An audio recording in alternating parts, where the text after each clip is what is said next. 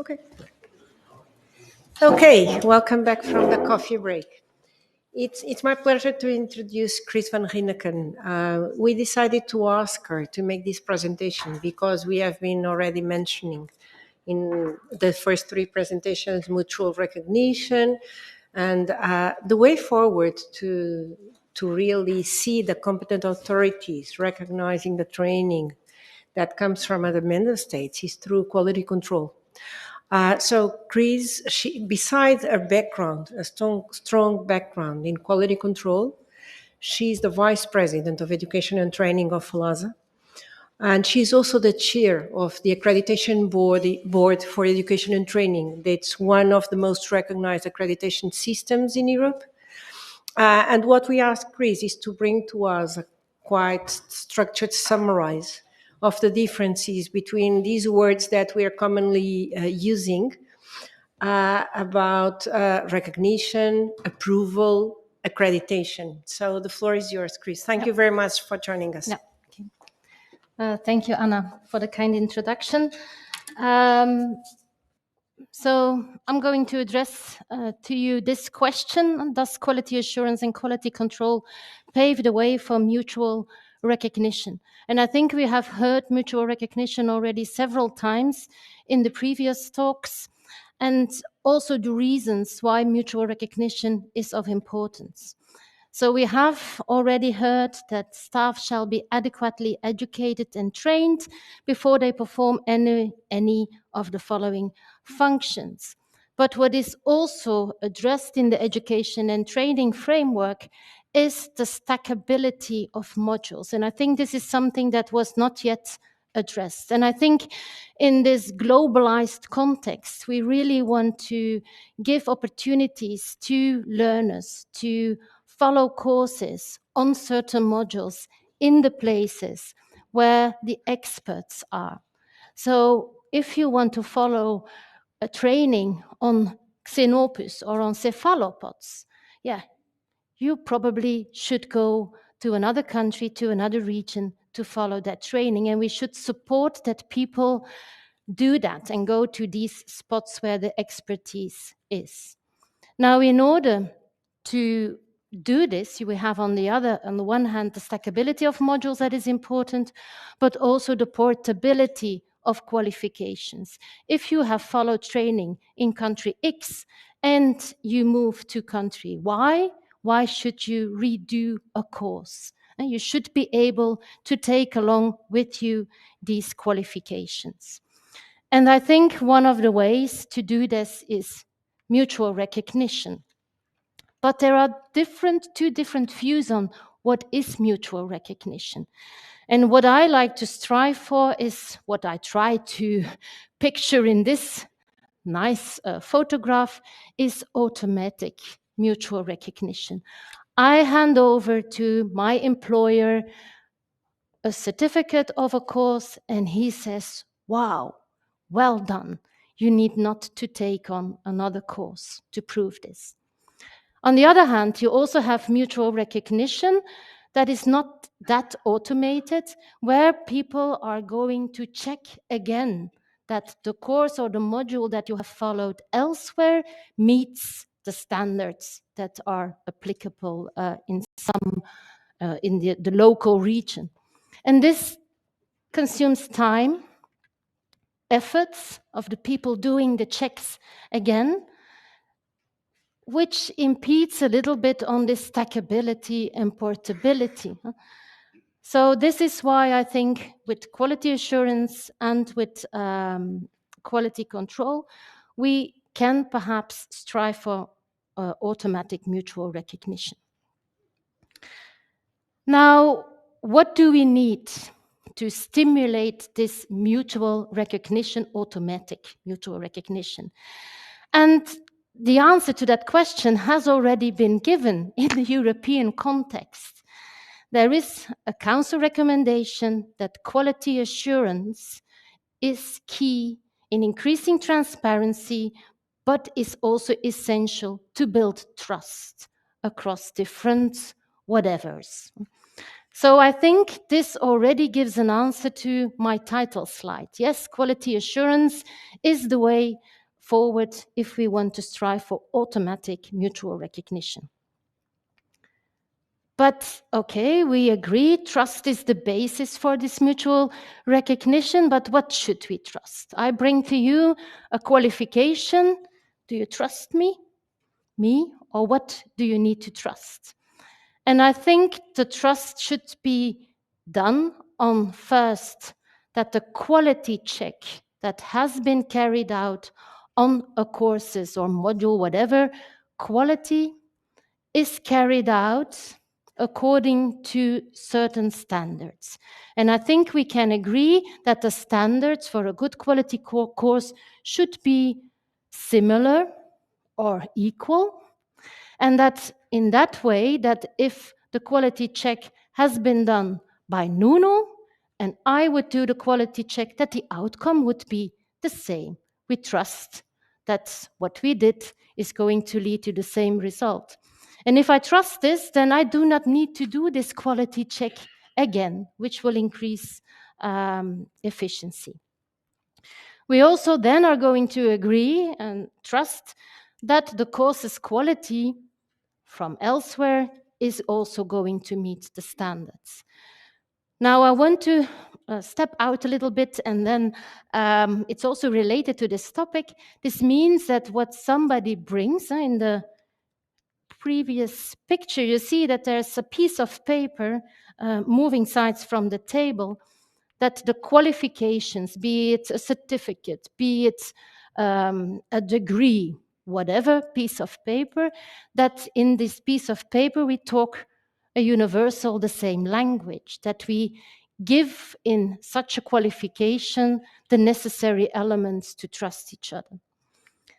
And why is this important? Well, firstly, it should be important, such a qualification, that it is transparent and states what a course is standing for and what quality assurance process was carried out for a possible employer.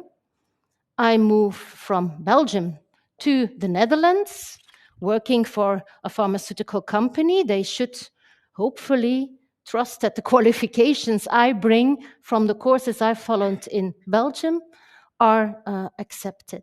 So that is related to portability. Also for education and trainers, education and training facilities, because if I have followed a module 8, on whatever strange species in a certain country, that I can bring this qualification in a course in another country and that I need not to repeat this again. So this is related to the stackability, and also for policymakers, that in case I send a qualification from one country where I've graduated to a competent authority, that I also will acknowledge what I have already proven in another country. So that is also, again, portability. And I've shown you here a template for a FELASA certificate bearing the logo from FELASA, stating what type of accreditation process was done. And in this template of certificate, you see a reference to different modules, to the use of animals, and so forth. I'm not saying that this is the best example, surely it is, but nevertheless, it gives you an idea on what such a qualification could be using as an universal language.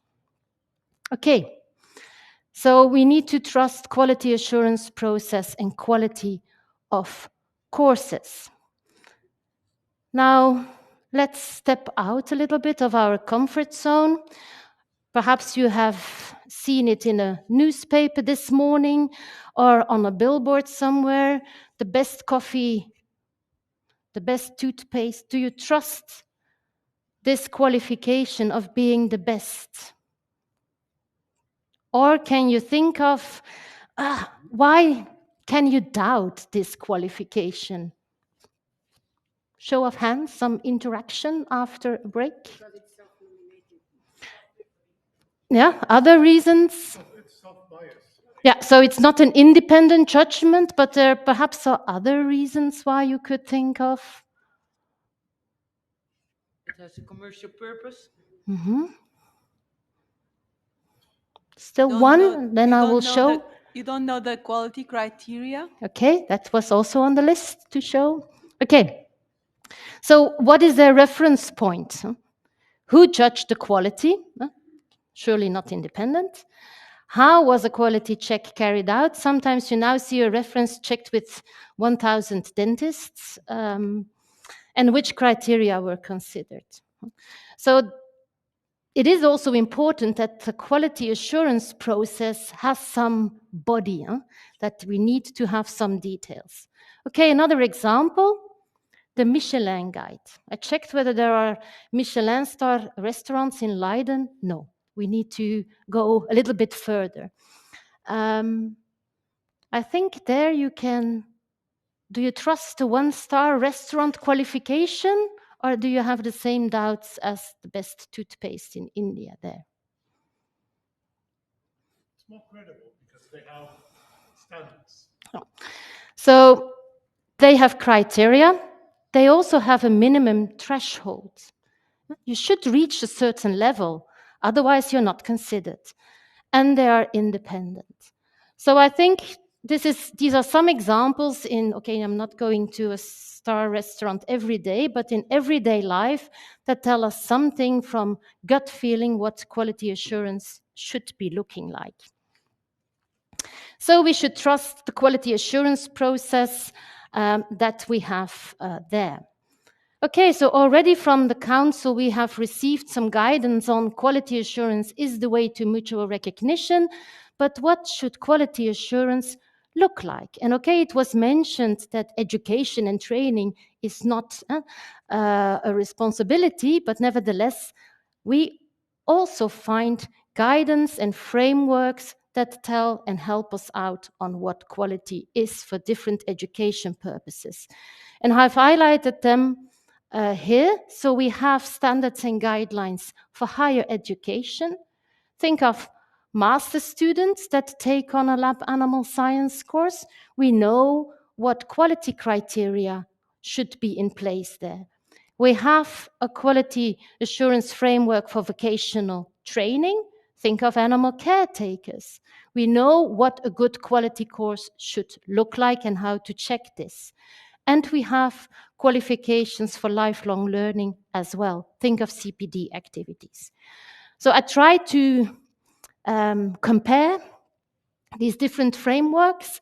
And because of my background, I'm working at a university, I will use the framework for higher education, and I've tried to find differences with the other two frameworks, but they all refer to that one, or they look alike.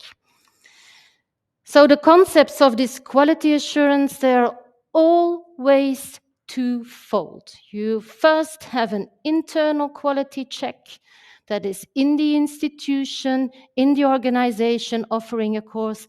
But then, and that refers to the Michelin guide, you also need to have an external check, an independent check being carried out.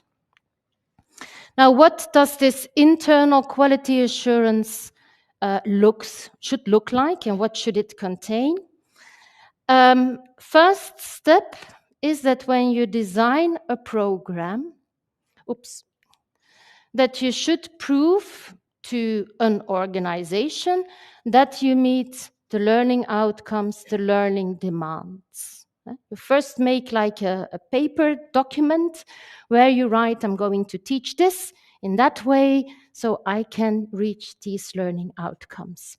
If this is okay, then very often you get an approval and you can start organizing your program. Now, what is important in all of these European frameworks is that you should have what they say, this is a good quality of a course, it should have a student-centered approach, and there should be a match between learning, teaching, and the assessment methodology. What was already addressed, and in this way, the ETPLAS platform and these modules, which are freely available, you should also think of measures on how you make sure that most students can get access to this course. Sufficient resources.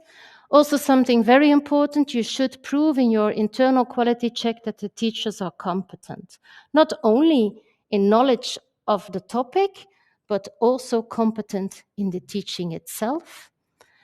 And what is also a key element, so the key elements, according to my opinion, are in bold, is that a course should have a cycle in place.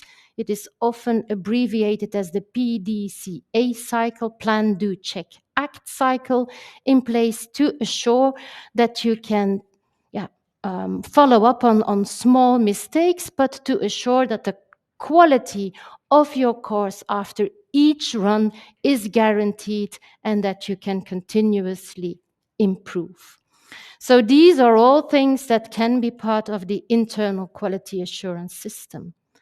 Now, it was twofold, internal, external. What does then the external quality assurance do? Well, they are going to see whether this internal quality assurance process is effective, whether they really were able to see that there is a match between the teaching methodology, the content, the assessment methodology, and whether they have systems in place to continuously improve the quality of the course. What is important is that this external quality assurance is reliable, it should be independent, and what is really important is that it should be, and I cannot over stress this, it should be useful. It builds upon some kind of trust that people are doing their best to give the best education, the best training, and that it functions as a bit as a sounding board. Where are you stuck with? What is not going wrong? You then have experts that come and have a look, and you can use their expertise in order to improve your course. Okay. Now, what can they use as a reference? We should check internally, externally that the learning outcomes are reached, but importantly, we should also look at the context. These courses are organized in countries, and it was already mentioned, and I'm living in one, where we still have the number of hours listed. So in case, and they still even refer to the category system. And so there you have regulations, 80 hours. Okay, then that is something that you should check. So what should the program look like? This can be local regulations, can be national or international regulations. Can live animals, for instance, be used? Who needs to be trained? Then we should ensure that the learning outcomes can be acquired and check that the learning outcomes are reached.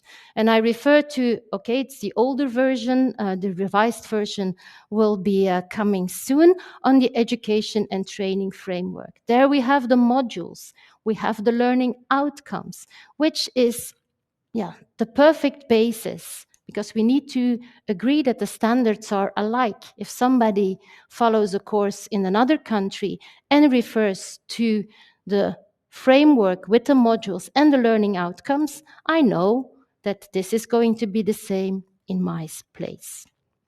And then the quality assurance and policy principles. So I want to zoom in to those point 2, 3, and 4 in the next slides. So we need to ensure that these learning outcomes can be and are reached. So we have these learning outcomes in the document.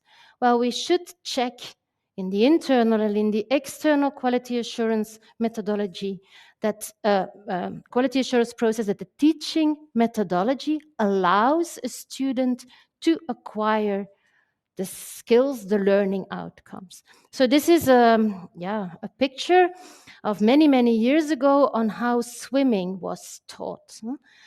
What is the learning outcome that can be reached? Can I mention that this boy is able to swim after only this training methodology? What can I say that they are able to do after 2 hours of doing this? They will be able to do the movement of this schoolslag. It's one, not this one. So you should adjust a little bit the teaching methodology. You can also say, I have a reader where everything is explained. Then even they know how this can be done, but they can't. You're not sure that they can do this. So your teaching methodology really should relate to the learning outcomes. You should really check whether this is going to be possible. And also your assessment methodology should be related to what you aimed for. And this, and I've promised, and I have not inserted this slide sitting in the back, we are having help. We have the papers from Ismene that already show to us and learn us which assessment criteria can be important and can be used. I do not want to say that we should stick to all those because it's going to depend a little bit on the context and prior knowledge and whatever, but nevertheless, they can already bring some ideas. We also have, everybody knows the name of the pyramids, Miller. So we also have Miller pyramids in order to help us out which assessment methodology can be useful for a certain level of skill. So the quality assurance process should check whether the learning outcomes can be acquired and also are reached. And we are helped by different documents for that purpose. Next thing is that we are sure that we should be sure that there is an internal quality assurance process going on, the Plan, Do and Check Act. Plan, Do and Check cycle is working in order to guarantee that the course maintains its quality and ideally even improves its quality. There is a difference if you look in literature on quality assurance and quality control. The one is proactive, the one is reactive. You see the difference in this table, and you will have access to this table. But nevertheless, a good quality assurance system for a course contains elements of both processes. And this will mean that you continuously know what is happening, that you can mitigate small mistakes that have been done, but that you really can closely monitor what you are doing. So if we then discuss approval, accreditation, qualification, it's what's in a name in some way or the other. But I think that if we are talking on approval, this is the result of an internal quality assurance system, where somebody has carefully thought of what should I offer to the students, with which learning outcomes, and which assessment methodology. And this then needs to be approved in order to start a course going. I call this start and run the program, which can be considered approval.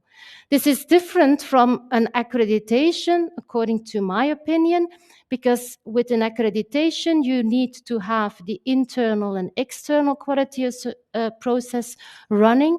And this will guarantee you that the program that started last year and is continuing this year, perhaps in another edition, is going to be at least as good as the one of the previous edition, and perhaps even better. Whereas if you simply have a paper approval, you do not know how are they going to maintain the quality for the next editions. So to sum up, I think we should strive for mutual recognition in an automatic way in order to save time and to increase the portability and the stackability. And we can make use of quality assurance to help us in that way. And I think we are facilitated in doing this because we talk the same language. If we refer to the education and training framework, if we refer to functions, if we refer to the learning outcomes that are written there, We should also talk the same language on qualifications. I think we should decide on what to put on certificates, be it for a course, be it for a module, be it for CPD activities, so that we or somebody in another country knows, okay, this is what is meant by this piece of paper. I think we should have a transparent accreditation process, agree perhaps on certain principles, so that if we get a certificate from country X, that we know, these people already went through the pain of an audit. So why put them through that pain again? And I think this is essential for a swift stackability and portability of everything.